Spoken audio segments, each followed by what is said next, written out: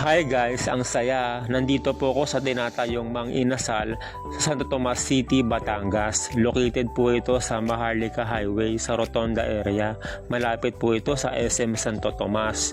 Malapit sa SNR, malapit sa Gateway Drive, malapit sa Liana Supermarket, malapit sa Neighborhood Bar and Resto, malapit sa Kakang Anas Lomi House. Malapit na po itong matapos ang saya. Malaki po yung tinatayong Mang Inasal.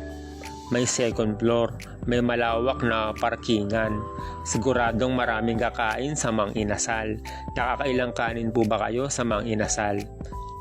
Ang saya talaga kumain sa Mang Inasal. Siguradong mabubusog ka. Kaing Mang Inasal is coming your way.